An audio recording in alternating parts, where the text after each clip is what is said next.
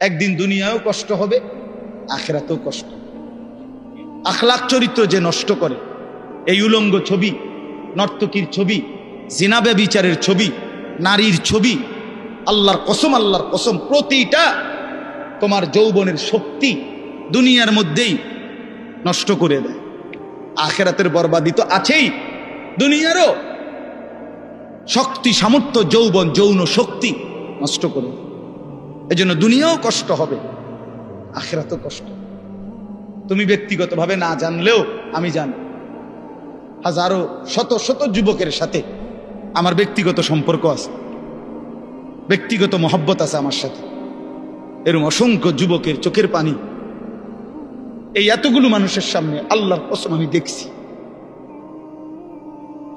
তুমি জানো না, নষ্ট নারী, নষ্ট ছবি দেখতে দেখতে নিজের শরীর সক্ষমতা কি পরিমাণ নষ্ট করে ফেলছে। নিজের হাত নিজের নাফরমানি গুনার মধ্যে ব্যবহার করে কি পরিমাণ বরবাদ করে দিছে।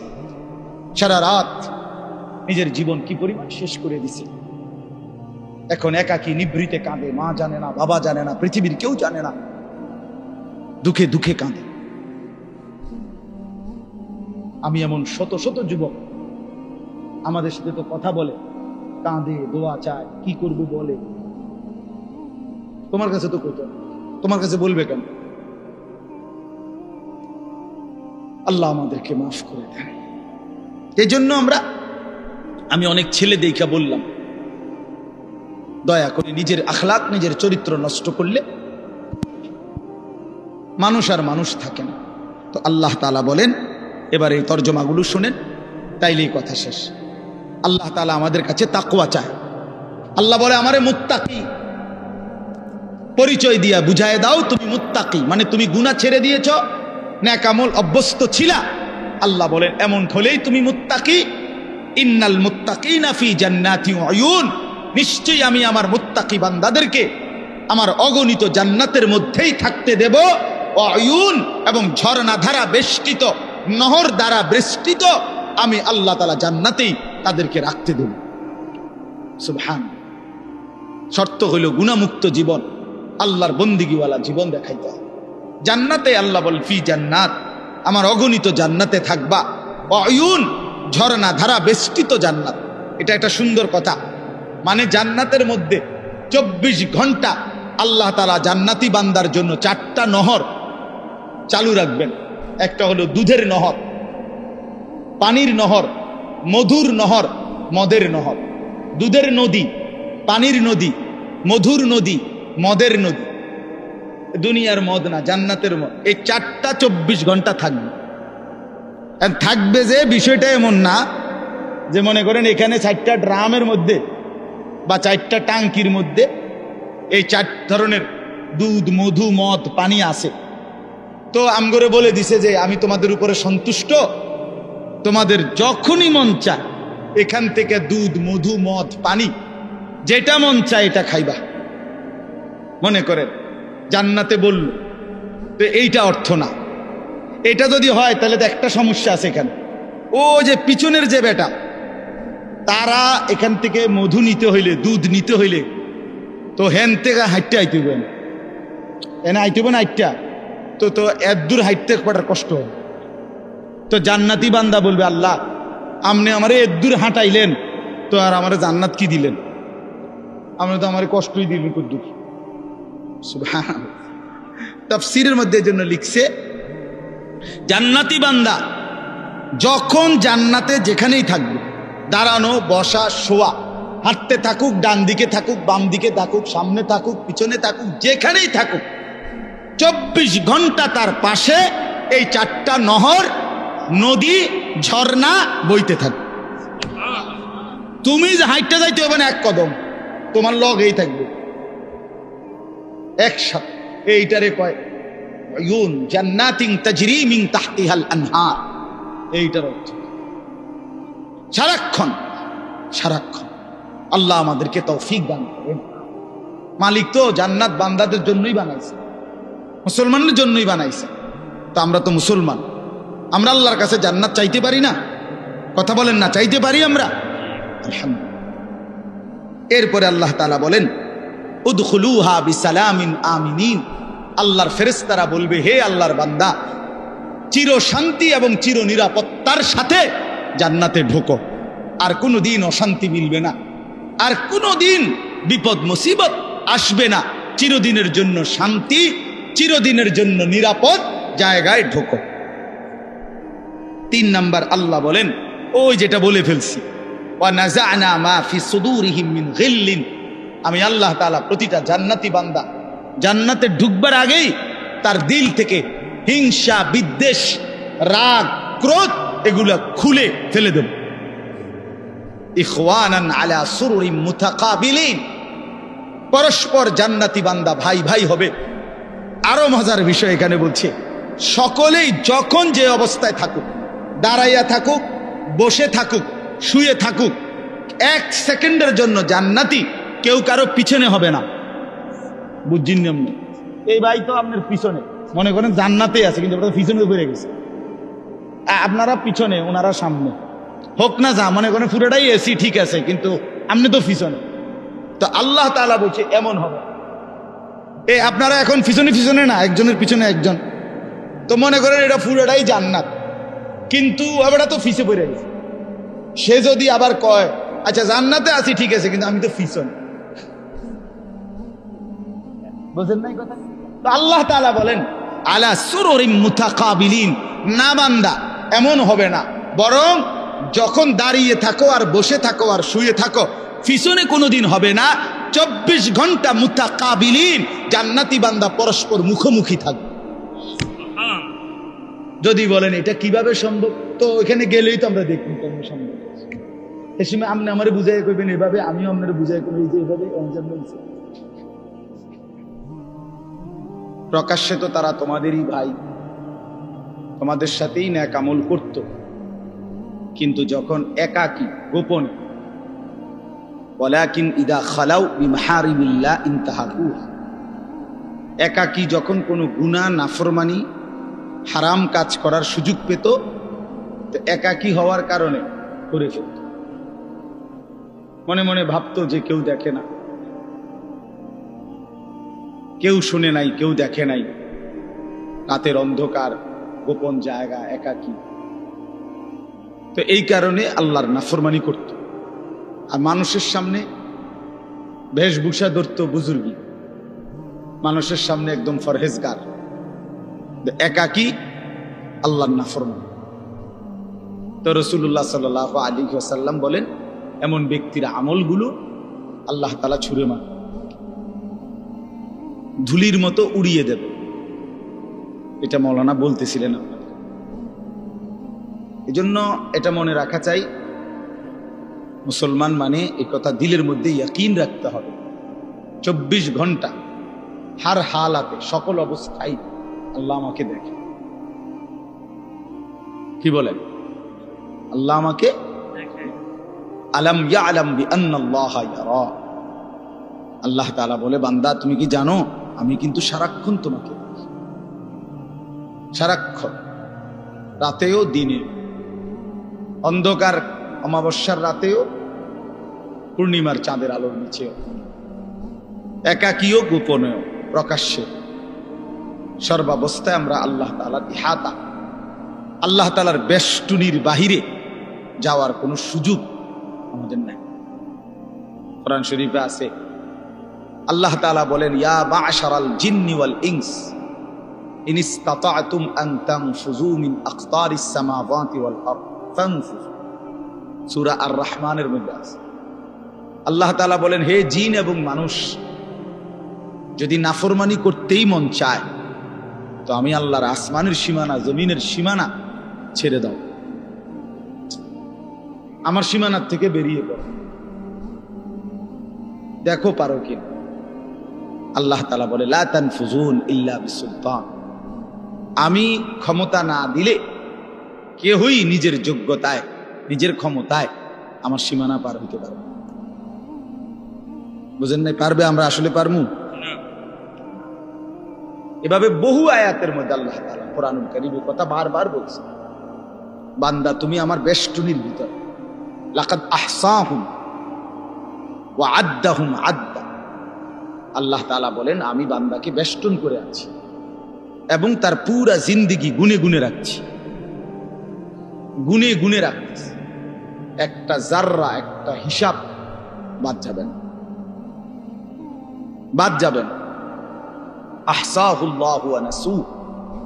আল্লাহ তাআলা বলেন বান্দা আমি গুনে রেখেছি, তুমি ভুলে গেছো। তোমার হয়তো মনে নাই তোমার পুরা হায়াত, আমি আল্লাহ তাআলা হিসাব করে রাখছি। হাসি দিছো কয়টা, কাঁদছো কয়বার, হাত উপরে উঠাইছো কয়বার, নিচে নামাইছো কয়বার, অক্সিজেন গ্রহণ করছো নিঃশ্বাস কয়বার, আবার ছেড়ে দিছো নিঃশ্বাস কয়বার। আল্লাহ তাআলা বলেন সব আমার ফেরেশতা হিসাবের মধ্যে লিখে রাখছে, সব হিসাব। এই জন্য বাপ, এটা বহুতই জরুরি বিষয়। নিজেরে বুদ্ধিমান ভাবতে নাই, নিজেরে চালাক মনে করতে নাই। পৃথিবীর সবাইকে ফাঁকি দিলে কি হবে? আল্লাহকে ফাঁকি দেব কিভাবে? আল্লাহকে ফাঁকি দেব কিভাবে? আর বিচার তো আল্লাহ করবেন, ফায়সালা তো আল্লাহ করবেন। দুনিয়ার সবাই বলল ভালো, মালিক জানে আমি অসৎ, লাভ কি? এই জন্য আমরা প্রত্যেকেই একাকী গুনার ব্যাপারে সতর্ক থাকি। যুবক ছেলে যারা আছো তোমরা ভাই, এটা তোমাদের মধ্যে বেশি দোষ। রাতের আধারে তুমি মনে করো কেউ দেখে না, এই জন্য তুমি সারা রাত মোবাইলের মধ্যে নাচ গান ছবি দেখো। দোস্ত আমার মনে রাখো, যে মালিকের চোখ দিয়ে দেখতেছো সে মালিক তোমারে দেখে। যার হাত দিয়ে মোবাইল চালাচ্ছ তিনি কিন্তু দেখেন, তিনি দেখেন। ওয়াকাফা বিদুনুবি ইবাদিহি খাবীরাম বাসীরা। আল্লাহ তাআলা বলেন আমার বান্দার সমস্ত গুনার হিসাব রাখার জন্য আমি আল্লাহ একাই যথেষ্ট, আমি একাই যথেষ্ট। তুমি দেখবা আমি আল্লাহ তাআলার কাছে হাসরের ময়দানে যখন তোমার আমলনামা দেয়া হবে, নিজ চোখে তুমি দেখবা লা ইউগাদিরু সাগীরাতান ওয়ালা কাবীরাতান ইল্লা আহসাহা। আল্লাহ তাআলা বলেন বান্দা নিজেই বলবে আল্লাহ ছোট কিংবা বড় আমার জীবনের কোনো কিছুই তো এই হিসাবের খাতার থেকে বাদ দেয় নাই, সবই তো উঠায় ফেলছে। কারে দিয়া লেখাই? একটা বিন্দু, একটা নিঃশ্বাস, একটা হাসি কান্না, ভালো মন্দ কিছুই তো বাদ দেয়। এইভাবে নিখুঁত আমলনামা তৈরি করছে ফেরেশতা। এই ডান কাঁধে বাম কাঁধের ফেরেশতা এক সেকেন্ডের জন্য বিশ্রাম করে না। ফেরেশতার কোনো বিশ্রাম নেই, ফেরেশতার কোনো ক্লান্তি নেই। সৃষ্টিগতভাবেই তারা এমন। ফেরেশতা আল্লাহর হুকুমের বিরোধিতা করতেই পারে না, ফেরেশতা আল্লাহর হুকুমের অবাধ্য হইতেই পারে, সিস্টেমে নাই। এই লাইটটা নিজে নিজে বন্ধ হইবার কোনো যোগ্যতাই নেই। এটা আমরা মানুষরা এটা সুইচ বন্ধ করতে হবে, অথবা ওই বিদ্যুৎ যেখানে চলে যায় সেখানেও তো সুইচ বন্ধ হয়। কিন্তু এইটা নিজে যে আমি 1 ঘন্টা ধরে জ্বলছি এখন একটু বন্ধ হই, এরকম কি ক্ষমতা আছে কি? ফেরেশতা এমন। এজন্য এটা মনে রাখা যায়। আমার বুঝলেও ভালো, আপনি বুঝলেও, বয়স্ক বাবারা বুঝলেও ভালো, নওজোয়ান সাথী তোমরা বুঝলেও ভালো। নিজেকে কোনোভাবেই চালাক মনে করতেন। আল্লাহ তাআলা বন্ধু বান্দা তুমি তোমারে বুদ্ধিমান ভাইব না। বুদ্ধিমান কোনো নাফরমান বুদ্ধিমান হয় না, খোদার কসম। আল্লাহ তাআলা বারবার কোরআনে বলছে কোন বেঈমান, কোন নাফরমান বুদ্ধিমান হয় না। তো বলে যে কাফের বেঈমানরা দুনিয়ার কত কিছু আবিষ্কার করছে না। আপনারা একটা জিনিস বোঝেন না, সহজ হিসাব হইল আল্লাহ তাআলা যখন যাকে দিয়ে যে কাজটা করাবেন তাকে ওই বুদ্ধি ওই মেধা আল্লাহ দিয়েই দেন। এই জন্য আপনি যদি বলেন যে বেটা ট্রাক আবিষ্কার করছে, বানাইছে, মনে করেন তো এই ছোট্ট মোবাইলটা তো হে মনে এমনি বানাইতে পারবে। এত বড় ট্রাক যে বেটা বানাইতে এবারটা কি আর এই মোবাইলটা বানাইতে পারতো না? কথা বোঝেন নাই? পারবে নাকি? তো পারলো না, এটা তো ছুটো। এত বড় ট্রাক যেহেতু বানাইছে, উনি ইচ্ছা করলে তো মোটরসাইকেল এটা তার লাগে কোনো বিষয়, এটা নিয়ে যুক্তির কথা। বুঝছেন না হিসাবটা? না, এটা কোনো যুক্তি না। আল্লাহ তাআলা এক একজনের মাথায় এক একটা কি মেধা, যোগ্যতা আল্লাহ দিয়েছেন, আল্লাহ দিয়েছেন।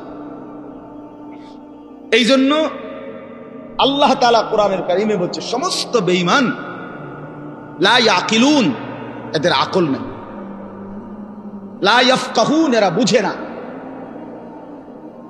এরা বুঝে না, লা ইয়ালামুন, এরা কিছুই জানে। আল্লাহকে না চিনলে কিছুই চিনা হয় না। আল্লাহর কুদরত না দেখলে, আল্লাহর কসম ওই চোখ কিছুই দেখে না।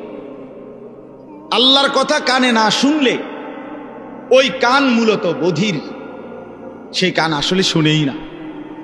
যেই জবান আল্লাহর নাম নেয় না, যেই জবান আল্লাহর কোরআন পড়তেও পারে না।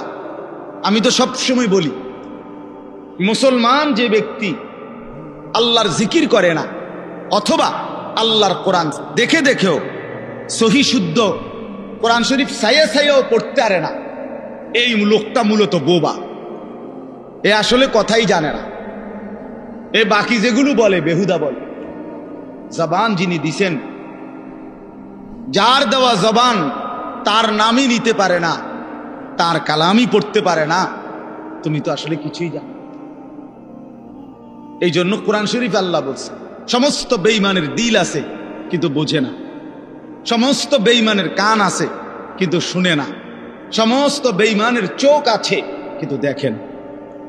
কোরআন শরীফ আছে, লাহুম কুলুবুল লা ইয়াফকাহুনা বিহা ওয়া লাহুম আযানুল লা ইউবসিরুনা বিহা ওয়া লাহুম আ'য়ুনুল লা ইয়াসমাউনা বিহা। আল্লাহ তাআলা বলছে বেঈমানের দিল আছে কিন্তু বোঝে না, বেঈমানের কান আছে কিন্তু শুনে না। ওই ছেলে, এই দুই ছেলে, ভাইয়া কথা বাকি থাকলে বাইরে গিয়া বলো। বেওকুফ কোথাকার, কথা বাকি থাকলে বাইরে খালি জায়গা আছে সেখানে যাও। জিন্দিগি অপদার্থ এক জিন্দিগি বানায় ফেলছে সব। জীবন মানেই হলো আমার খাম খেয়াল, আমার যেটা ভালো, মন চাইলে বুট খাইলাম, মন চাইলে বাদাম খাইলাম, মন চাইলে ঠ্যাং সরাইয়া বইলাম, মন চাইলে মাথা আলগি দিয়া বইলাম, মন চাইলে হাসলাম, মন চাইলে কাঁদলাম, মন চাইলে দাঁড়াইয়া পেশাব করলাম, মন চাইলে বসে পেশাব করলাম। অজস্র সন্তানের চলাফেরা দেখলে বোঝা যায় এদের কোনো মা নাই, বাবা নাই, অভিভাবক নাই, এদের কোনো আখেরাত নাই, আল্লাহ নাই, পরকাল নাই, কিচ্ছু না। নফসের গোলাম, মনের চাহিদার গোলাম। তার খোদা তার মনের চায়, তার মনে যা চায় তাই করে। আল্লাহ তাআলা কোরআন শরীফে বলছে, সরাসরি কোরআন শরীফের আয়াত, আল্লাহ তাআলা বলেন মনের ইচ্ছাকে যে নিজের খোদা বানিয়েছে, আল্লাহ বলছে নবী শুনেন, তার পরিচয় আর কিছুই নয়, শুধুই চতুষ্পদ জন্তু, হাইওয়ান, জানোয়ার। কোরআনের আয়াত। হ্যাঁ মিয়া, কার মতো চুল রাখলা, কার মতো জামা পরলা, কার মতো প্যান্ট পরলা, সারাদিন কোথায় ঘুরলা,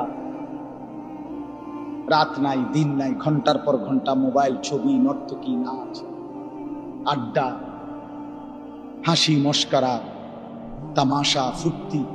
তোমার মা কোথায়, তোমার বাবা কোথায়, তোমার বংশ কি, তুমি কোন ধর্মের, তোমারে বানাইছে কে, তুমি কার উম্মত, তুমি আসছো কোত্থেকে, তুমি যাবা কোথায়, প্রতিদিন যে মানুষগুলো মরে ওরা কই যায়, এ কিছুই বুঝো না, কিছুই মনে করো না।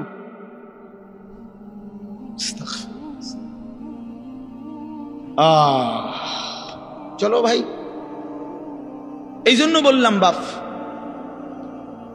এটা জরুরি বিষয়। আমি ওই মাওলানা ইয়াহিয়ার কথা থেকে বলতেছিলাম, আল্লাহ তাআলা 24 ঘন্টা নজর রাখে।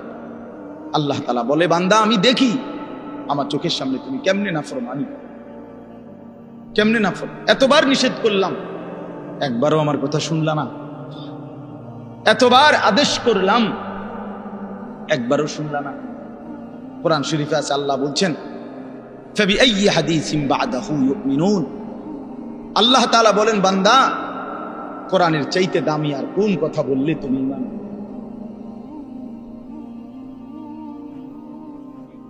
উফ, এর চাইতে দামি কি বললে তুমি বিশ্বাস করো? আল্লাহ তাআলা বলছে, দুনিয়াবাসী, আমার সবচেয়ে কলিজার টুকরা বন্ধু, আমার সবচেয়ে প্রিয় রসুল, আখিরি নবী, আমার বন্ধু, আমার হাবিব রসুল আকরাম সাল্লাল্লাহু আলাইহি ওয়াসাল্লাম, তাকে দিলাম তোমার জন্য। আমার সর্বশ্রেষ্ঠ কিতাব কোরআন দিলাম তোমার জন্য। এরপরেও তুমি পাত্তা দিলা না। এত বড় রসুলকেও পাত্তা দিলা না, এত বড় কিতাবকেও পাত্তা দিলা না। এরপরে আর কি দিলে ঈমান আনতা? আর কি বললে সেজদা করতা? আমার মতো মালিক আর কতবার বললে তুমি সেজদা দিতা? আমার রসুল কতবার কাঁদলে, আর কতদিন কাঁদলে? 23টা বছর তো কাঁদছেন বন্ধু আমার। সেই বন্ধু আর কত কাঁদলে তুমি নামাজ পড়তা? আম্মা জান আয়েশা রাদিয়াল্লাহু তাআলা আনহা বলেন, নবীজির স্ত্রী বলেন, আমি একদিন দেখছি এশার নামাজের কিছুক্ষণ পরে নবীজি হুজরার মধ্যে আমার কামরায় আমার স্বামী, আমার নবী, আমার রসুল সাল্লাল্লাহু আলাইহি সাল্লাম তিনি দাঁড়াইছেন। দাঁড়িয়ে আল্লাহ তাআলার কাছে নামাজের নিয়ত বাইদা উম্মতের জন্য দোয়া করতে শুরু করছেন। আম্মা জান আয়েশা বলেন, দুনিয়াবাসী, আল্লাহর কসম, ফজরের আজানের পূর্ব পর্যন্ত এক দাঁড়ানোতে আমি দেখছি নবীজি সারাটা রাত কাঁদছেন আর উম্মতের জন্য দোয়া করছেন। সারা রাত, সারা। ইন তুআযিবহুম ফাইন্নাহুম ইবাদুক ওয়া ইন তাগফির লাহুম ফাইন্নাকা আনতাল আজিজুল হাকীম। এই দোয়াটা করছে, আল্লাহ, আমার উম্মত আপনার বান্দা, আপনি বানাইছেন। যারে আপনি বানাইছেন তারে আপনি চাইলেই শাস্তি দিতে পারেন, এটা তো আমি জানি। আপনি শাস্তি দিলে আপনারে বাধা দিবে কে? কারণ আপনার গোলাম, আপনার বান্দা, আপনি বানিয়েছেন, আপনি মুনিব, আপনি মালিক। কিন্তু ওয়া ইন তাগফির লাহুম, ওফ, নবীজি বলেন, আল্লাহ, কিন্তু এই বন্ধুর দিকে তাকাইয়া, আপনি তো আমারে খুব ভালোবাসেন, আমার দিকে তাকাইয়া যদি আমার উম্মতরে মাফ করে দেন, তাইলে আপনার বাধা দিবে।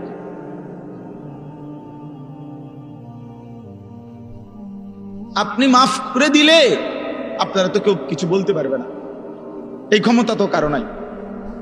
আপনি তো চাইলে মাফই করে দিতে পারেন, তো দেন না মাফ করে। এইভাবে কাঁদছেন নিয়ে আসা, এইভাবে কাঁদছেন। রাতেও মনে পড়ে না, দিনেও মনে পড়ে না, বছরের পর বছর, দিনের পর দিন, কোনদিন আল্লাহর কথা মনে পড়ে না, রাসূলুল্লাহ সাল্লাল্লাহু আলাইহি সাল্লামের সুন্নাতের অনুসরণ করা মনে করে না। কেমনে পার হইবেন না? এত বছর দাড়ি কাইটা আখিরাতে পার হইবেন কেমনে? 30 বছর সুদ খাইয়া আখিরাতে পার হইবেন কেমনে? কোনদিন ফজরের নামাজ পড়েন না, আখিরাতে পার হইবেন কেমনে? আপনার বিবি কোনদিনও পর্দা করে না, এই বোন পার হবে কেমনে? 30 বছর ধরে প্রতিদিন আপনার ঘরে রঙিন টেলিভিশন চলে, আপনার বিবি বাচ্চারা নাচ গান, নর্তকীর ছবি, নাটক, সিনেমা দেখে, মুক্তি পাইবেন কেমনে বাবা? বলেন, সবাই বলেন, ফিকির করেন, ভেবে দেখেন। কি বুঝাই দিবেন আল্লাহকে? কি বুঝাই দিবেন রাসূলুল্লাহ সাল্লাল্লাহু আলাইহি ওয়াসাল্লাম? নবীজি কিছুই জিজ্ঞেস করবে না? কি মনে করেন আপনারা এমনি সবাই সুপারিশ করবে মানে কি কিছুই জিজ্ঞাইতো না? কোনো কাগজপত্র কিছুই দেখবে না নাকি? কথা বলেন তো। তাইলে রাসূলুল্লাহ সাল্লাল্লাহু আলাইহি ওয়াসাল্লাম সুপারিশ করবে মানে কি? মানে কোনো কথা নাই, শুধু আপনি গিয়ে দাঁড়াইবেন আর আপনার বেহেশত বুঝ দিয়া লাগবে নাকি? তো তাইলে হিসাব করলো কেন? ডান কাদের বাম কাদের ফেরেশতা লিখলো কেন? আমল নামা তৈরি হলো কেন? মিজানের পাল্লায় ওজন হবে কেন? হাসরের ময়দান, বিচারের ময়দান বলা হলো কেন? বুঝেন নাই কথা? এজন্য এটা অনুভব করা উচিত। রাসূলুল্লাহ সাল্লাল্লাহু আলাইহি সাল্লাম সরাসরি তাফসিরে আছে, আমরা পড়ছি বাবা। আল্লাহ তাআলা যেদিন নবীকে বলছেন, বন্ধু আপনার সামনে আমি আপনার উম্মতের আমলনামা খুলব, এই কথা নবী যখন শুনছেন, আল্লাহ নবী সাল্লাল্লাহু আলাইহি সাল্লাম অঝরে কাঁদছেন। কেন কাঁদছেন? মুহাদ্দিসিনে কেরাম বলে, নবীজি চিন্তা করছে, ভাবতেছিলেন, হায় আমার উম্মতের আমলনামা যদি আমার সামনে খুলে, আর আমি যদি দেখি পৃষ্ঠার পর পৃষ্ঠা গুনাহ নাফরমানি, আমি সেই চেহারা আমার মালিকের সামনে কেমনে দেখাবো? আমি কেমনে বলবো সর্বশ্রেষ্ঠ নবীর উম্মত এমন নাফরমান কেমনে হয়? বুঝেন নাই? এই জন্য বিষয়টারে এত তামসা মনে করুন। রাসূলুল্লাহ সাল্লাল্লাহু আলাইহি সাল্লামের ভালোবাসা আপনি জায়গা থেকে আপনি বুঝে নিয়ে, আপনি যেই তরিকাতে আছেন, আপনি তরিকা লইয়া আমার টানাটানি নাই, আপনার পিসাব লইয়া আমার টানাটানি নাই, আপনার দরবারে নিয়ে আমার টানাটানি নাই। আপনার যেমনি হোক, আমি আপনি সবাই মিলে চলেন, ফিকির করি কেমনে আখিরাতের মুক্তি নেই। জান্নাতের অনেক দরজা, জান্নাতের দরজা একটা না, অনেক দরজা। যে কোনো এক দরজা দিয়ে ঢুকতেই, এই এখন শুনামু আপনার করে, এখানে পড়ছি, ওয়ানাযা'না মা ফি সুদুরিহিম মিন গিল্ল। আল্লাহ বলেন, আমার যতগুলো বান্দাকে আমি জান্নাত দেব, ঢুকবার আগেই আমি তাদের কলিজা থেকে চিরদিনের জন্য হিংসা, বিদ্বেষ, রাগ, ক্ষোভ, ক্রোধ সরাই দেব। ইখওয়ানান, সবাইরে ভাই ভাই বানায় দেব। আলা সুরুরিম মুতাকাবিলিন, সমস্ত জান্নাতি পরস্পর পরস্পরের মুখোমুখি হয়ে আনন্দ আর ফুর্তিতে মজে থাকে।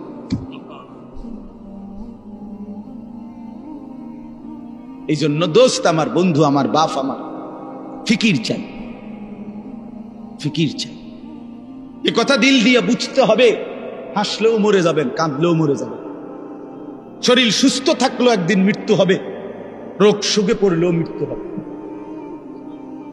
রাজপ্রাসাদ আর অট্টালিকাতে যে রাত কাটায় সেও মরে যাবে, কুড়ে ঘরে আর ফকির সেও একদিন কবরে চলে যাবে। নাকি বলে? বলেন সবাই, বলে আমরা সবাই যেতে হবে কিনা বলেন? অতএব যেটা নিশ্চিত মৃত্যু, এটাকে ভুলে যাওয়া ঠিক না। আখিরাত নিশ্চিত। কোরআনুল কারীমের মধ্যে আল্লাহ বলছে, ওয়াবিল আখিরাতি হুম ইউকিনুন। মুমিন তাকে বলে, মুত্তাকি তাকে বলে, জান্নাতি বান্দা তাকে বলে, মুসলমান তাকে বলে। আল্লাহ তাআলা বলে যে আখিরাতকে ইয়াকিনের সাথে বিশ্বাস করে। ভাষা ভাষা না, ধারণা না, আখিরাত তার ইয়াকিন। আগুনে লাগলে পুড়ে যায়, এটা আমাদের ধারণা না, ইয়াকিন। কথা বুঝেন নাই আমার? আগুনে পুড়ে যায়, আমরা সবাই ইয়াকিন বিশ্বাস করি। এটা পানিতে ডুবে যায়, এটা আমাদের ইয়াকিন, এটা ধারণা না। মানুষ তো কয় আগুনে বলে ফুরে যায়, মনে ফুরেও হইতেও পারে, এমনি মানুষে কয় এটা। তো আল্লাহ তাআলা বলেন, বান্দা আখিরাতের ব্যাপারটা তুমি এই মনে করো না যে আরে হুজুররা তো কয়, বারবার কয়, মনে হইতেও পারে, হইতেও পারে। হ্যাঁ, এটারই আখিরাত না।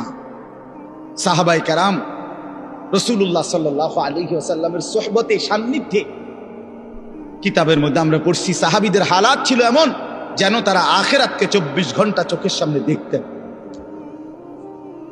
ওয়াবিল আখিরাতি হুম ইউকিনুন, আখিরাতের ব্যাপারে ইয়াকিন, একেবারে মজবুত ইয়াকিন।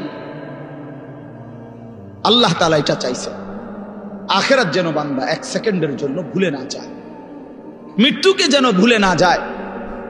মৃত্যু মানে শেষ না, মৃত্যু মানে সমাপ্তি না। দুনিয়ার ভদ্রলোকরা, দুনিয়ার জেনারেল লাইনের অনেক শিক্ষিত মানুষ, ওরা এগুলাকে বলে যে তিনি 60 বছর 70 বছর বিভিন্ন সেবামূলক মানব কল্যাণে বিভিন্নমুখী অবদান রেখে 70 বছরে তিনি তার জীবনের সমাপ্তি টানলেন। সমাপ্তি মানে কি? শেষ। অর্থাৎ 70 বছর পরে তিনি শেষ, আর কিছু নাই ওনার জীবন। না না, এটা মিথ্যা কথা। জীবনের সমাপ্তি হয় না। মৃত্যু মানে সমাপ্তি নয়, মৃত্যু মানে ইন্ড নয়, মৃত্যু মানে সমাপ্তি না, মৃত্যু মানে স্থানান্তর, মৃত্যু মানে ইন্তেকাল।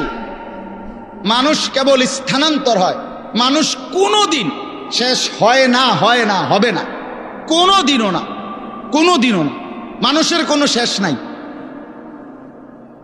মানুষের কোনো শেষ নাই, মানুষ কেবল স্থানান্তর হয়।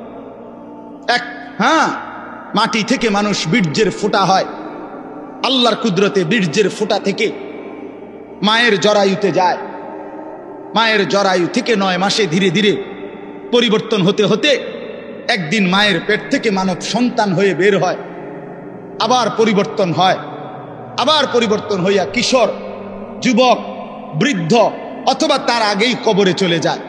কবর থেকে আবার হাসরের মাঠে, হাসরের মাঠ থেকে আবার আমল নামা নিবে, আল্লাহর মুখোমুখি যাবে, মিজানের পাল্লার সামনে ওজনের জন্য যাবে, ফুলসিরাত পার হবে, জান্নাত কিংবা জাহান্নামে যাবে।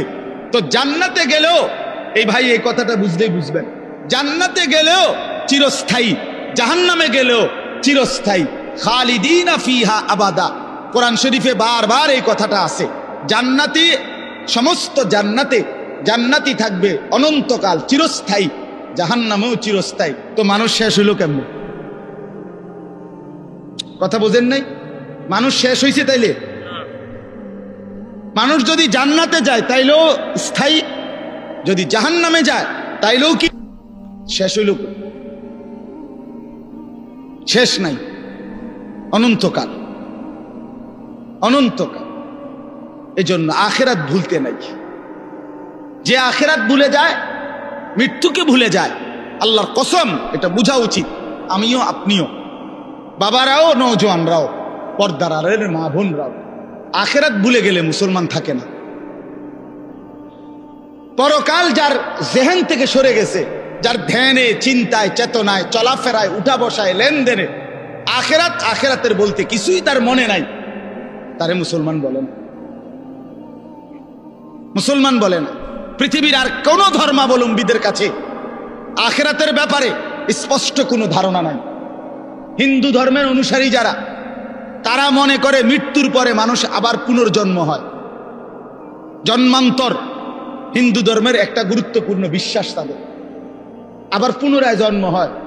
প্রথম জন্মে যদি সে ভালো কাজ করে, পরের জন্মে আপনার বড়, তাদের উত্তম মানুষ, তাদের ধর্মে যারা মনে তাদের মতো হয়ে আসে।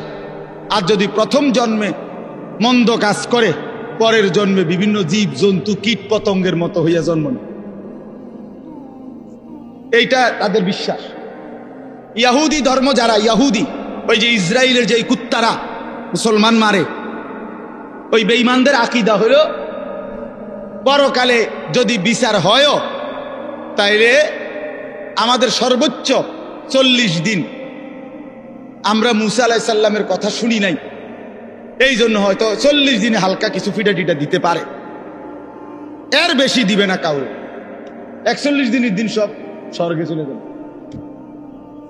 হ্যাঁ হ্যাঁ, এটা কোরআন শরীফে আছে।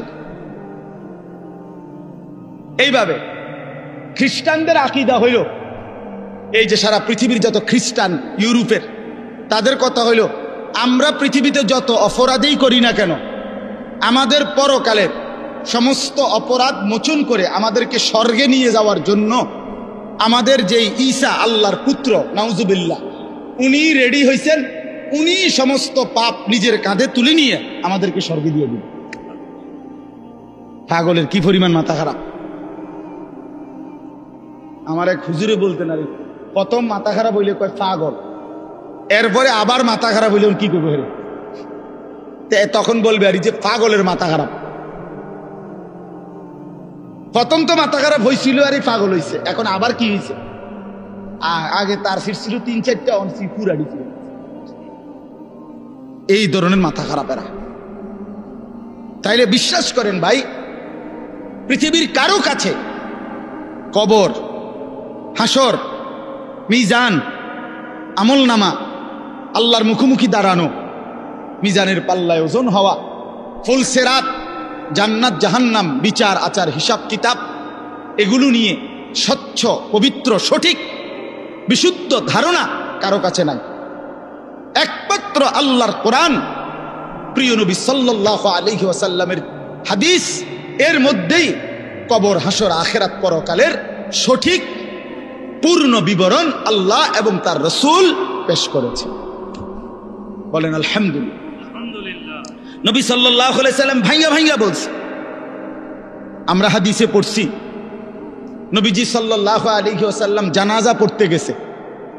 হযরত বারা ইবনে আযিব থেকে বর্ণিত, তিনি বলেন যে আমরা নবীজির সাথে এক সাহাবীর জানাজা পড়তে গেছি। তো যেখানে জানাজা হবে ওইখানে গিয়া দেখলো, নবীজি দেখলেন এখনো কবর খোঁড়া শেষ হয় নাই। বলেন মা ইয়ালহাদ, কবর খোঁড়া এখনো শেষ হয় নাই, তাহলে আরো সময় লাগবে 20-25 মিনিট, কথার কথা। তো এখন কবর খোঁড়া যদি শেষ না হয় তো জানাজা পড়বো কেমনে? কবর তো রেডি হয়েছে না এখন। তো নবীজি সাল্লাল্লাহু আলাইহি সাল্লাম সাথে সাথে ওইখানেই বসে গেছে। সাহাবীরা গোল হয়ে চারদিকে বসছে, ওই যারা জানাজা পড়তে আসছিল। আল্লাহ নবী সাল্লাল্লাহু আলাইহি সাল্লাম হাতের মধ্যে একটা লাঠি, মানে কাঠি, ছোট মনে করেন একটা কাঠির মতো কিছু নিয়া নবী সাল্লাল্লাহু আলাইহি সাল্লাম মাথা নোয়াইয়া ওই মাটির মধ্যে কিছুক্ষণ এরকম আঁকা আঁকি করছে। হযরত বারা সাহাবী বলেন, কোন মানুষ চিন্তিত হইলে যেরকম নিজে নিজে যেরকম দাগ দেয়, মানে মনে করেন আপনি একটা কিছু গভীর চিন্তা করতেছেন, তো হাতের মধ্যে একটা চাবি আছে, দেখবে চাবিটারে সে ঘুরায়, অথবা একটা না একটা কিছু, মানে বোঝা যায় সে একটা কি আছে, চিন্তার মধ্যে আছে। তো সাহাবী বলেন যে ওই ছোট যে লাঠিটা, এটা এরকম দাগ দিতেছে, আগ দিতেছে, আমরা বুঝতেছি যে গভীর কোনো চিন্তা করতেছে। এরপরে নবীজি বললেন সাহাবীদেরকে 3 বার, প্রথম বললেন ইস্তাইযু মিন আযাবিল কবর, সাহাবীরা আল্লাহর কাছে দিবানিশি কবরের আযাব থেকে পানাহ চাও, কবরের আযাব থেকে আল্লাহর কাছে মুক্তি চাও। 3 বার বলছে কথাটা। এরপরে নবীজি সাল্লাল্লাহু আলাইহি ওয়াসাল্লাম এক টানা লম্বা হাদিস, 2 পৃষ্ঠার মতো বড় কিতাবে আল্লাহ নবী সাল্লাল্লাহু আলাইহি ওয়াসাল্লাম এই কোন ব্যক্তির নেককারের রুহু কেমনে কবজ হয়, নাফরমানের রুহু কেমনে কবজ হয়, এই 2টা থেকে শুরু করে কবরের পুরা ঘটনাটা আল্লাহ নবী সাল্লাল্লাহু আলাইহি ওয়াসাল্লাম বলছেন। সাহাবীরা মনোযোগ দিয়ে শুনছেন, চোখের পানি ফেলে কাঁদছেন। আল্লাহ নবী সাল্লাল্লাহু আলাইহি ওয়াসাল্লাম বলেন, সাহাবীরা শুনো, কোন নাফরমানের মৃত্যুর যখন পাপীর সময় হয়, মালাকুল মউত আজরাইল আয়েশা প্রথম ডাক দেয় যে হে অপবিত্র আত্মা, আইয়াতুহান নাফসুল খাবিসা, এই খবিশ আত্মা বের হও, উখরুজি ইলা সাখাতিল্লাহ, আল্লাহর অসন্তুষ্টির দিকে বের হও। নবীজি বলেন নাফরমান পাপী আল্লাহর অবাধ্য, তার রুহুটা তখন বের হতে চায় না। মালাকুল মউত আজরাইল কলিজাটার মধ্যে খপ করে ধইরা রুহুটা কলিজা থেকে টান দিয়া ছিঁড়ে ফেললেই রুহুটা তখন এই কণ্ঠনালীর কাছে, এখানে কণ্ঠনালীর যে শেষ জায়গা, এখানে এসে আটকায়া যায়। এই কলিজার থেকে ছিঁড়া এখানে যখন আটকায়, আল্লাহ নবী সাল্লাল্লাহু আলাইহি সাল্লাম বলেন আর বের হতে চায় না। আজরাইল তখন কোনো কিছুকে টাইনা হেসরাইয়া ছিঁড়া, টাইনা টুইনা হেসরাইয়া যেভাবে বের করে, মালাকুল মউত আজরাইল ওই নাফরমানের রুহুকে এইভাবে টাইনা হেসরাইয়া ছিঁড়া ফাইরা তারপরে বের করে। এই জন্য দোস্ত আমার, বন্ধু আমার, রাসূলুল্লাহ সাল্লাল্লাহু আলাইহি ওয়াসাল্লাম বিস্তারিত একেবারে জান কবজ থেকে শুরু করে বর্ণনা দিচ্ছেন। কোরআন শরীফ আল্লাহ বারবার বলছেন ফালাউলা ইযা বালাগাতিল হুলকুম, রব্বুল আলামিন বলে কোন নাফরমানের রুহু যখন ছিঁড়ে গিয়ে কণ্ঠনালীতে এসে পৌঁছে, ওয়া আনতুম হিনা ইদিন তানদুরুন, তোমরা আশপাশের আত্মীয় স্বজন তখন তার দিকে তাকিয়ে থাকো। ওয়া নাহনু আকরাবু ইলাইহি মিনকুম ওয়ালাকিন লা তুবসিরুন। আমি আল্লাহ তো তখন সামনেই থাকি, কিন্তু তোমরা দেখো না। বলেন না, আল্লাহ বলেন আমিও দেখি, তোমরাও তাকায়া দেখো। তার রুহুটা বের হতে চাচ্ছে না, কণ্ঠনারীর কাছে আইসা আটকায় গেছে। এরপর আল্লাহ বলেন ফালাউলা ইন কুনতুম গায়রা মাদিনিন, যদি তোমরা মনে করো কবর নাই, আখিরাত নাই, পরকাল বলতে কিছু নাই, তারজিউনাহা ইন কুনতুম সাদিকিন, যদি তোমাদের এই কথাটাই সত্য হয়, তাইলে এই নাফরমানের রুহুটা তার কণ্ঠনালীর থেকে টেনে তার কলজার মধ্যে ফিরাইয়া দাও, ফিরিয়ে দাও। দেখো না পারো কিনা।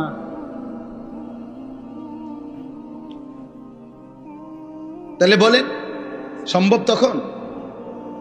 মানে কেউ পারবে তো তখন নাকি? কোরআন শরীফের জন্য আছে, আল্লাহ বলছে আউলা লাকা ফাআউলা সুম্মা আউলা লাকা ফাআউলা। আল্লাহ বলে নাফরমান বান্দা মনে রেখো, তুমি 4 বার কষ্ট পাইবা, তুমি 4 বার যন্ত্রণা পাইবা, তুমি 4 বার আযাব পাইবা। আমি আল্লাহ বলে রাখলাম আউলা লাকা ফাআউলা সুম্মা আউলা লাকা ফাআউলা। একবার জান কবজের সময় কষ্ট পাইবা, 2 নম্বরে কবরে কষ্ট পাইবা, 3 নম্বরে হাসরের ময়দানে কষ্ট পাইবা, 4 নম্বরে জাহান্নামে কষ্ট, জাহান্নামে কষ্ট। এই জন্য ভাই আমি আপনাদের কাছে এবার আসেন, যেই আয়াতগুলো পড়ছি এই আর অল্প একটু সময়, এই আয়াতগুলো রাতের 11:30 বাজে, চিন্তা করেন বাইরে, এরপরও মানুষ কথা, কি আকল, কি দেমা, এরা থামবে কখন? চিন্তা করেন, মানুষের বিবেক। রাতের 11:30 বাজে গেছে, এরপরও বাহিরে কিছু মানুষ, আরে বাবা তুমি আপনি ঘুমাইলেই তো ভালো।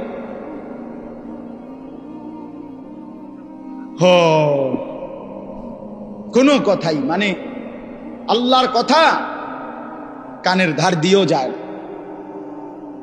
দুর্ভাগ্য, দুর্ভাগ্য। চলেন তো আমি বলতেছি, আখিরাতকে যদি কেউ ভুলে যায়, আর অল্প একটু আমার কথাটা শুনেন, আখিরাতকে কেউ ভুলে গেলে, যুবক ভাই তোমরাও শোনো ভাই, আখিরাতকে ভুলে গেলে সে আর মুসলমান থাকে না। মানুষ আখিরাতকে ভুলে গেলে মানুষ জানোয়ার হয়।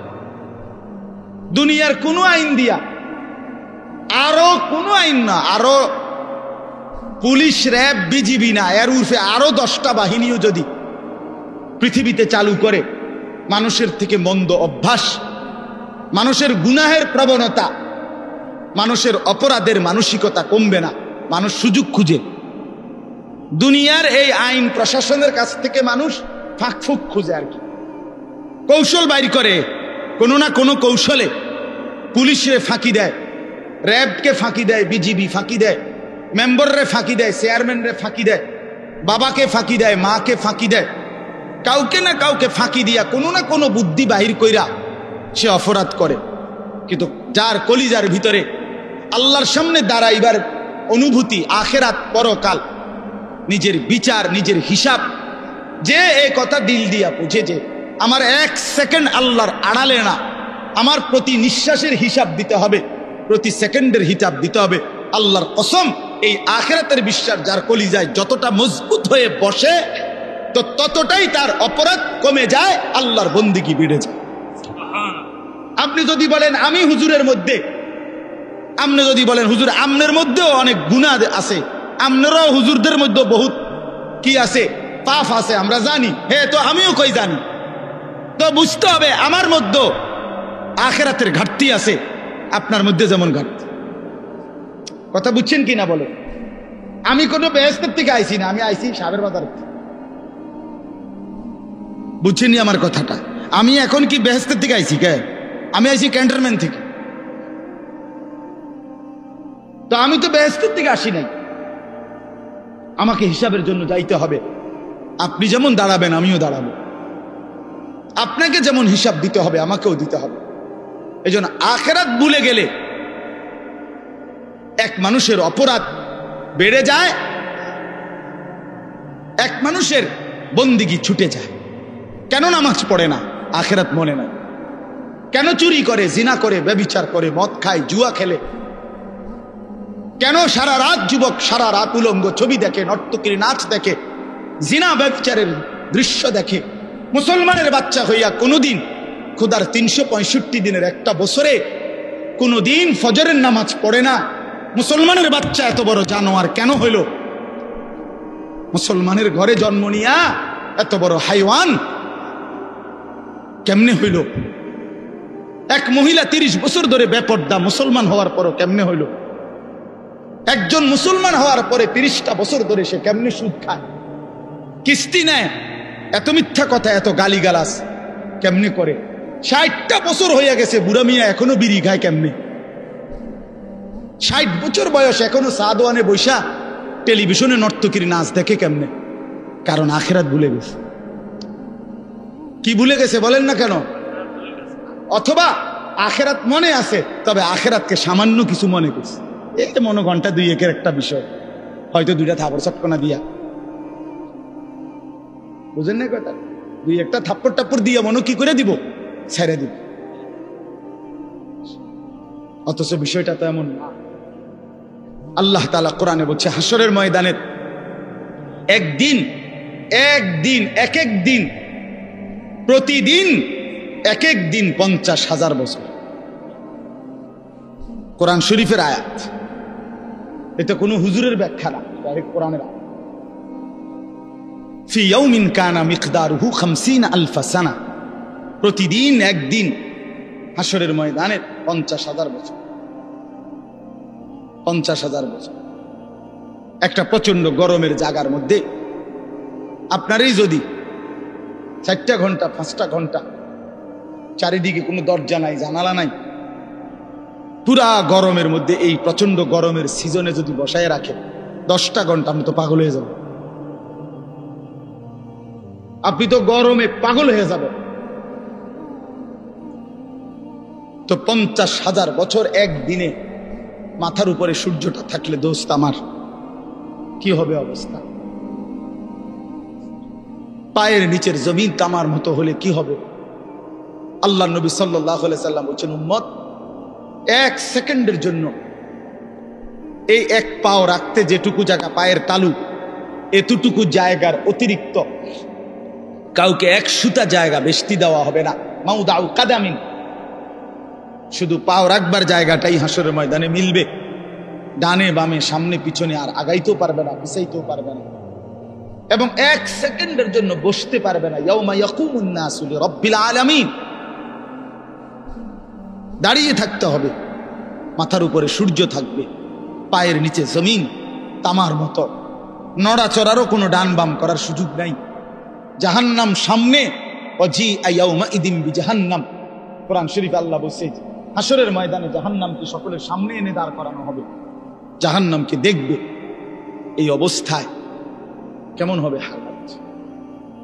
আমি এই বছর এই যে গত হজে আরাফার দিন, যেদিন হজের দিন, বিশ্বাস করেন হজের দিন, আরাফাতের দিন মানে হজ্জের সময়, ওই তাবুর বাহিরে দাঁড়াইয়া, খোলা আকাশের নিচে দাঁড়াইয়া দোয়া করা, এটা একটা সুন্নত, মানে নবীজির একটা আমল ছিল।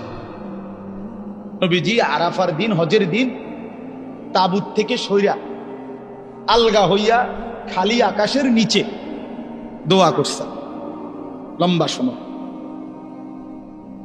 এই আমলটা করার জন্য বিশেষ করে এই বছরের হজে 2-3 বার বাইরে হইছে। এই কদ্দুর 2টা মিনিটও বিশ্বাস করেন মনে হচ্ছে যেন আগুনের গোলা মারতে আছে শরীর। গরম কাহাকে বলে, একেবারে পুড়ে গেছে পাউডা পুরা। আমি বাড়িতে আসার পরও তো প্রায় 15-20 দিন আমার হাতের কোন সুদ আসলো, এত গরম ছিল। তো অথচ আমরা সবাই বিজ্ঞানিক গবেষণা কি যেন, আমাদের থেকে সূর্য কত দূরে, কত জি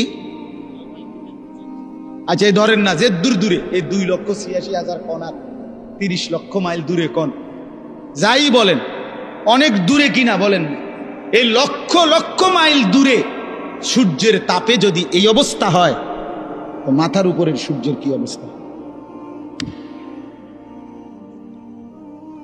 কেন নামাজ পড়ো না ভাইয়া? এই বাপ মুসলমানের বাচ্চা, কেন নামাজ পড়ো? ছেলেরা আমার কেন নামাজ পড়ে? কেন নামাজ পড়ে? মালিক আর কেমনে বললে নামাজ পড়তে?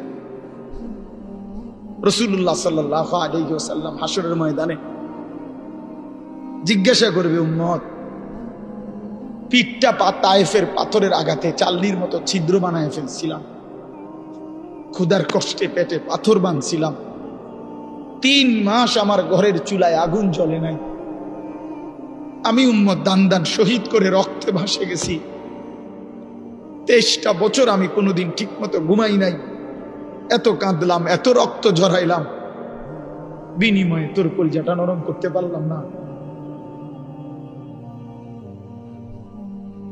তোর দিলটা নরম করতে পারলাম না উম্মত, আমি আর কত কাঁদলে তুই আমার কথা শুন? আমি আর কত রক্ত ঝরাইলে আমি নবীর কথা মনে পড়তো? বলে কি বলবেন ভাই? বলে কি জবাব হতে পারে তখন? আল্লাহ আল্লাহ আমাদেরকে বুঝ দান করে। এজন্য চলেন আমরা, আল্লাহ তাআলা আমাদেরকে বলছে, বান্দা তুমি জান্নাতে যাইতে হইলে তাকওয়া অর্জন করতে হবে। ঈমান তোমারে আমি এমনিই দিলাম, জন্মসূত্রেই মায়ের পেট থেকে বের হইছ, সাথে আমি ঈমানের দৌলত আমি তোমারে দিয়া দিছিলাম। মুসলমান মায়ের ঘরে জন্ম দিয়া ঈমান আমি তোমারে এমনিই দিছি, সর্বশ্রেষ্ঠ সম্পদ আমি এমনিই দিলাম। এবার তুমি আমার সাথে আরেকটা নিয়ামত তাকওয়া, এটা সাথে বুঝাইয়া দাও, ঈমান আর তাকওয়া আমার হাতে তুলে দিবা, আমার জান্নাত আমি তোমার হাতে তুলে দেব। এই তাকওয়া বুঝাইয়া দাও। ঈমানের পরে প্রত্যেকটা মুমিনের কাছে, মুসলমানের কাছে আল্লাহর পাকের চাওয়া তাকওয়া। আল্লাহ যেন বলে, ইসলাম তো তোমারে দিলাম, মুমিন তো তোমার পরিচয় হইল, তুমি তো নিজেরই বলতেছো তুমি মুসলমান, তুমিই বলতেছো তুমি মুমিন। আমরা এখানে বলি না সবাই নিজেরা মুসলমান বলেন? পরে ভাই বলেন না, ছেলেরা বলো ভাই, এই পরিচয়ে কোনো অতৃপ্তি বা অসন্তুষ্টি আছে কারো? তাইলে আমরা আলহামদুলিল্লাহ এই ব্যাপারে আমরা সন্তুষ্ট যে আমি মুসলমান, আমি মুসলমান। তো আল্লাহ তাআলা বলেন, মুসলমানের পরিচয় তো তোমারে আমি দিলামই, এটা তো আমিই দিছি, তোমার কোনো যোগ্যতা নাই, তোমার বাবা মারও কোনো যোগ্যতা নাই। আমি কেন আমার বাপ মার ঘরে জন্ম নিলাম? এটা কি আমার বাপ মায়ের কোনো যোগ্যতা? আমি কেন মুসলমানের ঘরে জন্ম নিলাম? ওই লোকটা কেন হিন্দুর ঘরে জন্ম নিল? এর মধ্যে আমাদের কোনো সফলতা ব্যর্থতার কিছু আছে? না, আল্লাহর দয়া, আল্লাহর দয়া। তো আল্লাহ তাআলা বলেন, ঈমান তো আমি দিলামই, ইসলাম আমি দিলাম, এবার তুমি তাকওয়া অবলম্বন করো। ইয়া আইয়ুহাল্লাযীনা আমানুত্তাকুল্লাহ, হে ঈমানদারগণ, ইত্তাকুল্লাহ, তাকওয়া অবলম্বন করো, তাকওয়া অবলম্বন করো, তাকওয়া অবলম্বন করো। বারবার বারবার বারবার তাকওয়া বুঝাইয়া দিবা, আমি অনন্তকালের জান্নাত বুঝাইয়া দিব। তাকওয়া কি? আল্লাহকে তাকওয়া দিতে বলছে আল্লাহ আমাদেরকে। আমরা মুসলমান, আমাদেরকে আল্লাহর সামনে তাকওয়া দিতে হবে বুঝাইয়া। তাকওয়া কি? 2 জিনিস, 1 তারকুল মুনকারাত, 2 ফি'লুল খায়রাত, সমস্ত গুনাহ ছেড়ে দেওয়া, সমস্ত আমল করতে থাকা। আল্লাহ তাআলা বলেন, গুনাহ ছেড়ে দাও, বন্দিগিতে লেগে যাও, আমার হুকুম পালন করো, আমার নিষেধ বর্জন করো। আমার হুকুম, আমার রসুলের হুকুম যা তা আমারই হুকুম, আমার রসুলের নিষেধ যা তা আমারই নিষেধ। কারণ নবী সাল্লাল্লাহু আলাইহি সাল্লাম নিজের থেকে কিছুই বলেননি, করতেও বলেন নাই, ছাড়তেও বলেন না। কথা বলেন না কেন? নবী যা করতে বলছেন তাও আল্লাহর পক্ষ থেকে, যা ছাড়তে বলছেন তাও কার পক্ষ থেকে? আল্লাহর পক্ষ থেকে। তাহলে আল্লাহ এবং তার রসুলের হুকুম এটা বললে যেই কথা, আপনি আল্লাহর হুকুম বললেও নবীজির কথা অন্তর্ভুক্ত। কারণ আল্লাহর হুকুম, আল্লাহর যাবতীয় কথা, কোরআনের প্রতি অক্ষর এই পৃথিবীবাসী রাসূলুল্লাহ সাল্লাল্লাহু আলাইহি সাল্লামের জবান ছাড়া আর কারো কণ্ঠে শুনে নাই। কথা বলেন, কোরআন শরীফের একটি অক্ষরও পৃথিবীবাসী অন্য কারো মুখ দিয়া প্রথম শুনে নাই। প্রতিটা শব্দ কোরআন শুনছে কার জবান দিয়া? রাসূলুল্লাহ সাল্লাল্লাহু আলাইহি সাল্লামের জবান দিয়া। নাজিল তো করছেন আল্লাহ, কিন্তু পুরা 30 পারা কোরআন আল্লাহ নবীজির সিনাত নাজিল করছে।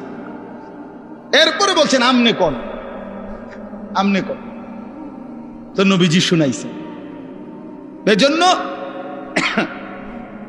আল্লাহ তাআলা বলেন, বান্দার গুনাহ ছেড়ে দাও, নেক আমলে লেগে যাও। তাহলে তাকওয়া বলে গুনাহ বর্জন। বাফ কষ্ট হইতেছে আমি জানি, রাত হয়ে গেছে, আমি শেষ করতে চাচ্ছি। আমি আপনাদেরকে বুঝাই, আবারও বলি, মনে কষ্ট নিয়েন না। কোনো মুসলমান নামাজ পড়ে, সে নামাজি। কোনো মুসলমান রোজা রাখে, সে রোজাদার। কোনো মুসলমান হজ করছে, সে হাজি সাহেব।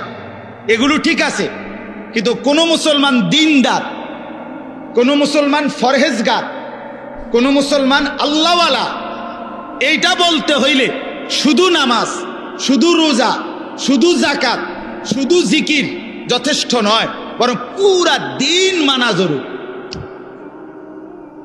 প্রতিটা হালাল আপনাকেই মানতে হবে, প্রতিটা হারাম আপনাকেই ছাড়তে হবে, আমারও ছাড়তে হবে, আমারও ছাড়তে হবে।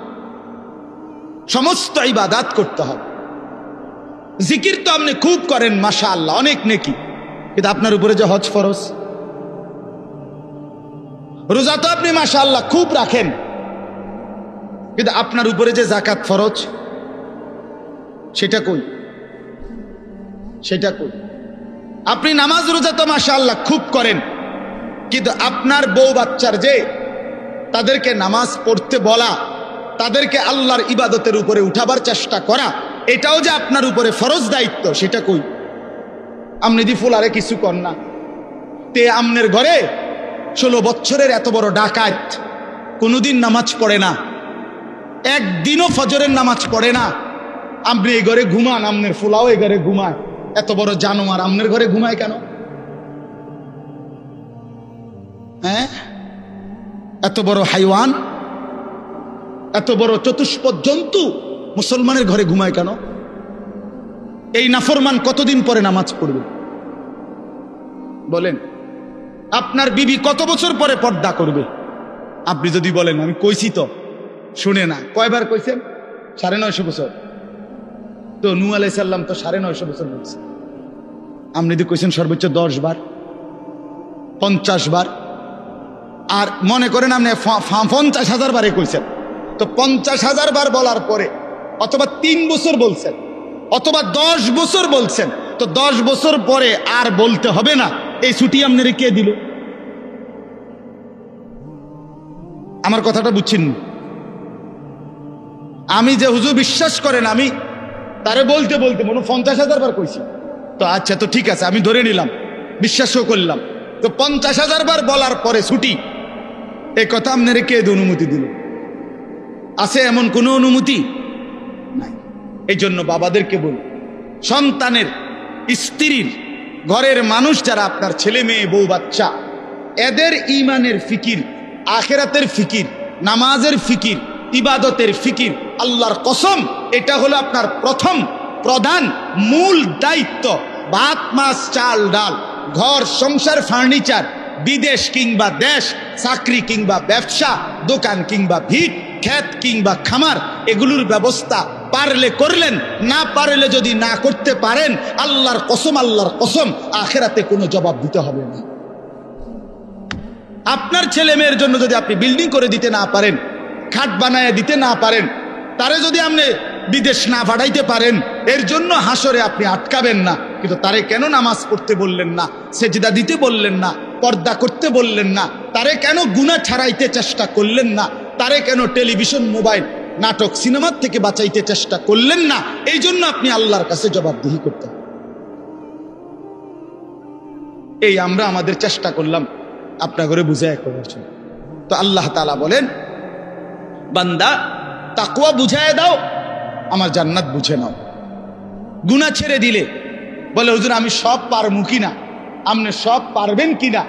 সব বলতে আপনি কয়টা বুঝছেন? আপনি জানেননি মোট শরীয়তের বিধান?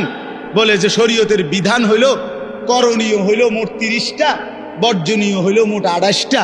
এরকম আপনি শুরু না করবেন, আপনি শুরু করবেন, আপনি যাবেন আল্লাহর হুকুম মানার জন্য, আপনি আগাবেন 1 কদম, রব্বে কারীম রহমত নিয়ে আসবেন 100 কদম।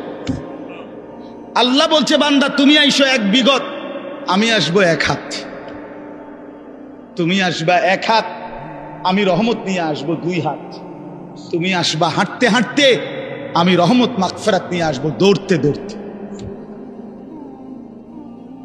কাজেই বান্দা তুমি ঘাবড়াইও না, আমি তো আছি বান্দা।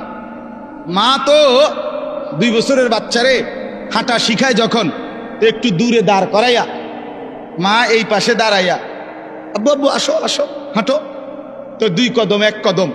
মাও তো জানে হে এই থেকে এই এর দূর আইতারতো না, ঠিক কি না বলেন? কিন্তু মার উদ্দেশ্য কি? মহিলাটার উদ্দেশ্য হইল বাচ্চাটা আমার 2টা কদম দিলেই এ পড়ে যাবে, কিন্তু আমি দৌড়াইয়া গেছি। এই জন্য 2 কদম দিলেই বাচ্চা যখন পড়ে যাইতে লাগে, মা দৌড়াইয়াই কোলে নিয়া আদর দিয়া চুমা দিয়া জড়াই দেয়। তা রব্বুল আলামিন বলে, বান্দা তো আমার দুর্বলী, বান্দা তো আমার পুরা হক আদায় করতে পারবে না, কিন্তু আমার বান্দা আগায় আসলে, আমি তার দিল দেখলে, আন্তরিকতা দেখলে, গুনাহ ছেড়ে দিলে, আমি আল্লাহ লক্ষ কোটি গুণ রহমত নিয়ে তার কাছে আগায় আসবো। পৃথিবীর সমস্ত বালুকণা পরিমাণ গুনাহ নিয়ে আসলে, আমার কাছে মাফ চাইলে, চোখের পানি ফেললে, আমি আল্লাহ তাআলা সমপরিমাণ মাগফিরাত নিয়ে তোমার কাছে আসবো। হাদিস এটা। এই জন্য আমরা প্রত্যেকেই চেষ্টা করি। আমার দ্বারা হইতো না এ কথা মুসলমান বলতে পারে, মুমিন এ কথা বললে হবে না রে বাপ। আপনি পারবেন, আপনি পারবেন। নেক আমল, আল্লাহর হুকুম পালন করার নিজেরও চেষ্টা করেন, বউ বাচ্চার জন্য চেষ্টা করেন। আর যুবক ছেলে, তোমরা ভাই নিজেরে নিজে নষ্ট করো না। এই রাত গভীরে এই বন্ধু আমি বললাম, ভাই আমার নিজের চরিত্র, নিজের আখলাক, নিজের জীবন, নিজের যৌবন নষ্ট করো। একদিন দুনিয়ায়ও কষ্ট হবে, আখিরাতেও কষ্ট। আখলাক চরিত্র যে নষ্ট করে, এই উলঙ্গ ছবি, নর্তকীর ছবি, জিনা ব্যভিচারের ছবি, নারীর ছবি, আল্লাহর কসম প্রতিটা তোমার যৌবনের শক্তি দুনিয়ার মধ্যেই নষ্ট করে দেয়। আখিরাতের বরবাদি তো আছেই, দুনিয়ারও শক্তি, সামর্থ্য, যৌবন, যৌন শক্তি নষ্ট করে। এজন্য দুনিয়াও কষ্ট হবে, আখিরাতও কষ্ট। তুমি ব্যক্তিগতভাবে না জানলেও আমি জানি, হাজারো শত শত যুবকের সাথে আমার ব্যক্তিগত সম্পর্ক আছে, ব্যক্তিগত মহব্বত আছে আমার সাথে। এরকম অসংখ্য যুবকের চোখের পানি এই এতগুলো মানুষের সামনে আল্লাহর কসম আমি দেখছি। তুমি জানো না, নষ্ট নারী, নষ্ট ছবি দেখতে দেখতে নিজের শরীর সক্ষমতা কি পরিমাণ নষ্ট করে ফেলছে। নিজের হাত নিজের নাফরমানি গুনার মধ্যে ব্যবহার করে কি পরিমাণ বরবাদ করে দিছে। সারা রাত নিজের জীবন কি পরিমাণ শেষ করে দিছে। এখন একাকী নিভৃতে কাঁদে, মা জানে না, বাবা জানে না, পৃথিবীর কেউ জানে না, দুঃখে দুঃখে কাঁদে। আমি এমন শত শত যুবক আমাদের সাথে তো কথা বলে, কাঁদে, দোয়া চায়, কি করব বলে। তোমার কাছে তো কইত, তোমার কাছে বলবে কেন? আল্লাহ আমাদেরকে মাফ করে দেন। এই জন্য আমি অনেক ছেলে দেখা বললাম, দয়া করে নিজের আখলাক, নিজের চরিত্র নষ্ট করলে মানুষ আর মানুষ থাকে না। তো আল্লাহ তাআলা বলেন, এবার এই তর্জমাগুলো শুনেন, তাইলেই কথা শেষ। আল্লাহ তাআলা আমাদের কাছে তাকওয়া চায়। আল্লাহ বলে, আমারে মুত্তাকি পরিচয় দিয়া বুঝায় দাও, তুমি মুত্তাকি মানে তুমি গুনাহ ছেড়ে দিয়েছ, নেক আমল অভ্যস্ত ছিলা, আল্লাহ বলেন এমন হলেই তুমি মুত্তাকি। ইন্নাল মুত্তাকিনা ফি জান্নাতি ওয়া উয়ুন, নিশ্চয়ই আমি আমার মুত্তাকি বান্দাদেরকে আমার অগণিত জান্নাতের মধ্যেই থাকতে দেব। ওয়া উয়ুন, এবং ঝর্ণা ধারা বেষ্টিত, নহর দ্বারা বেষ্টিত আমি আল্লাহ তাআলা জান্নাতেই তাদেরকে রাখতে দেব। সুবহান। শর্ত হইল গুনাহমুক্ত জীবন, আল্লাহর বন্দিগিওয়ালা জীবন দেখাইতে হবে। জান্নাতে আল্লাহ বল ফি জান্নাত, আমার অগণিত জান্নাতে থাকবা। অয়ুন, ঝর্ণা ধারা বেষ্টিত জান্নাত। এটা একটা সুন্দর কথা। মানে জান্নাতের মধ্যে 24 ঘন্টা আল্লাহ তাআলা জান্নাতি বান্দার জন্য 4টা নহর চালু রাখবেন। একটা হলো দুধের নহর, পানির নহর, মধুর নহর, মদের নহর। দুধের নদী, পানির নদী, মধুর নদী, মদের নদী। দুনিয়ার মদ না, জান্নাতের মদ। এই 4টা 24 ঘন্টা থাকবে।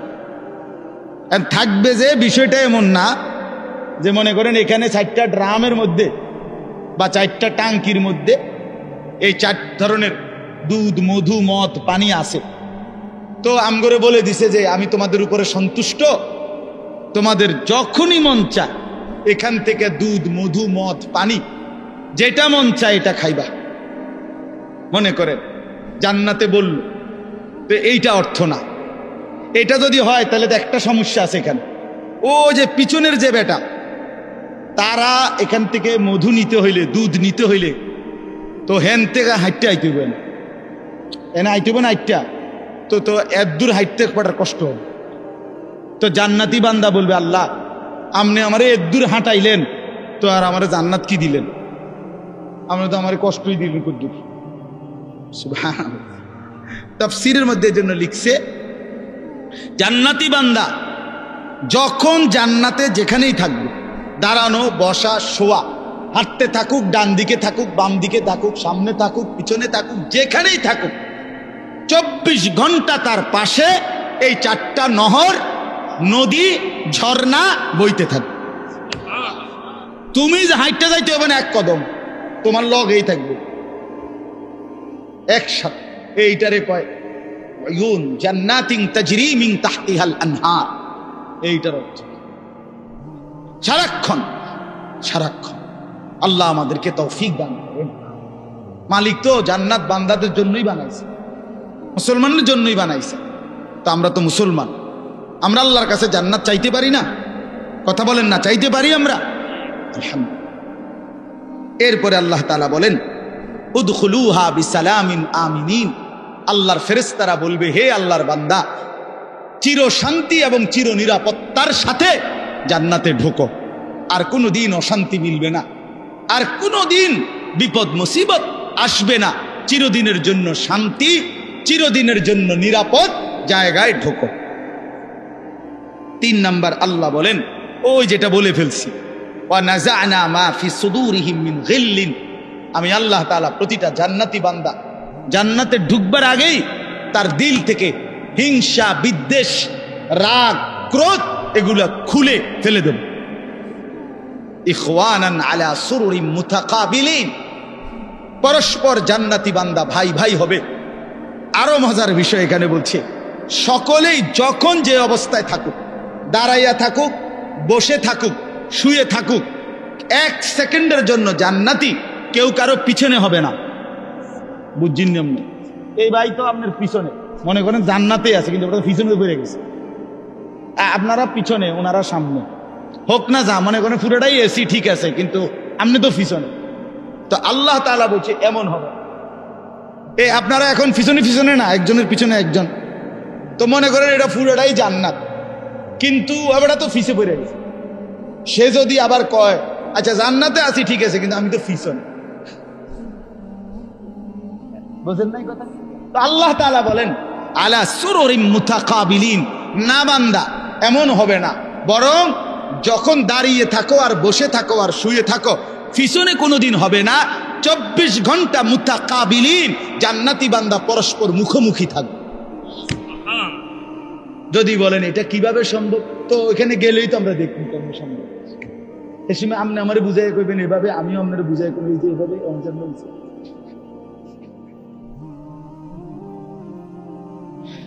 লা ইয়ামাসসুহুম ফিহা নাসাবুন রব্বুল আলামিন বলে লক্ষ কোটি বছরে জান্নাতীর কোনদিন কোনো ক্লান্তি আসবে না।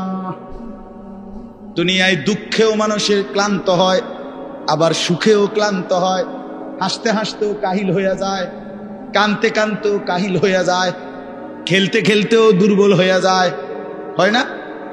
অনেকক্ষণ ধরে খেলতেছে তো এখন কি লাগতেছে? কাহিল লাগতেছে। তো হাসতে হাসতেও কাহিল হয়, কানতে কানতেও কাহিল হয়। আল্লাহ বলেন জান্নাতি বান্দা যত সুখের মধ্যেই থাকুক না কেন 24 ঘন্টা কখনোই কোনো ক্লান্তি আসবে না। ওমা হুম মিনহা বিমুখরাজিন। রব্বুল আলামিন বলেন কোনদিন লক্ষ কোটি বছরে জান্নাতি বান্দাকে 1 সেকেন্ডের জন্য জান্নাত থেকে বের করা হবে না, কোনদিন বাহির হবে না, অনন্তকালের জন্য থাকবে। এবার শেষ কথা বন্ধু, নব্বি এই বাদি আন্নি আনাল গফুরুর রহিম।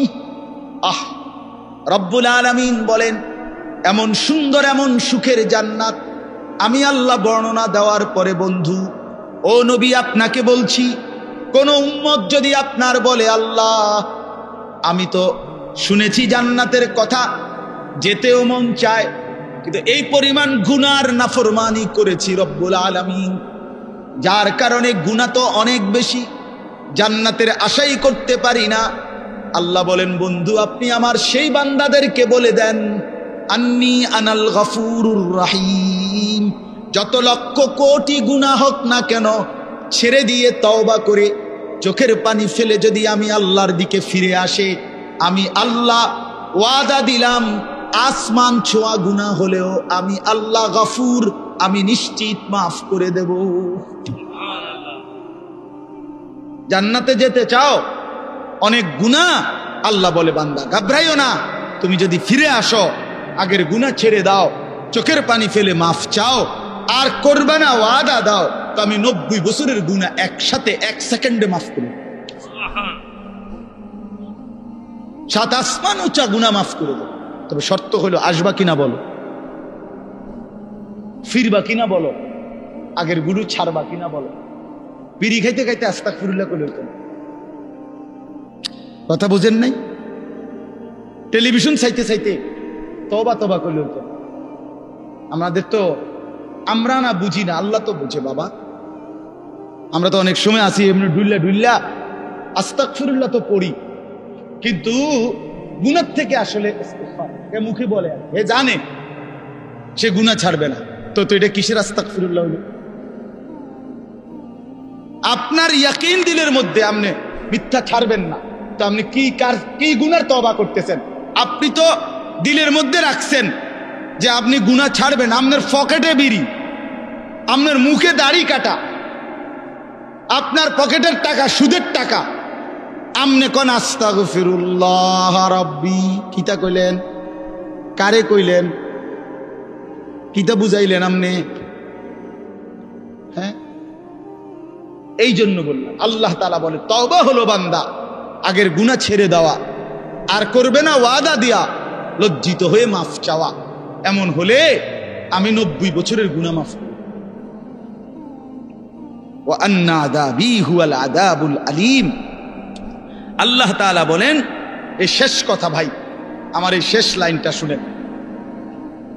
যুবক ভাই তোমরাও শোনো, কষ্ট করছো তোমরা, সবাই মনোযোগ দিয়ে শুনে নাই, আমি দেখছি 2-4টা ছেলে পেলে এমনও যারা মনোযোগ দিয়ে শুনে নাই, কথা বলছে পরস্পর, অথবা একজনের কাঁধের উপরে আরেকজন ভর দিয়ে রাখছে। মনে রাখবেন এটা অসভ্যতা। কোনো প্রাপ্ত বয়স্ক ছেলে, মানে 14 বছর 15 বছর থেকে উপরে যারা সাবালক, অর্থাৎ যাদের উপরে গোসল ফরজ হয়, এমন সাবালক ছেলে একজন আরেকজনকে জড়ায়া ধরা, এটা সম্পূর্ণভাবে শাহওয়াত, এটা অসভ্যতার অংশ। হ্যাঁ, এটা একটা শাহওয়াতের অংশ, এটা একটা নোংরামির অংশ। আপনি মনে করেন আমরা বন্ধু দেখে জড়াই, না না না, বন্ধু না, তোমার কাছে মধ্যে শাহওয়াত আছে দেখে জড়াই ধরছে। দুনিয়াবাসী না বুঝলে কি আসমানওয়ালা বুঝে। এই জন্য ভাইয়া আখলাক বড় সম্পদ। তো বলতেছিলাম, শেষ কথা হলো আল্লাহ বলেন, আপনাদের বাবাদেরকেও বলি, আমারও বলি, যুবক ভাই তোমাদেরকেও বলি, ওয়া আন্না আযাবি হুয়াল আযাবুল আলীম।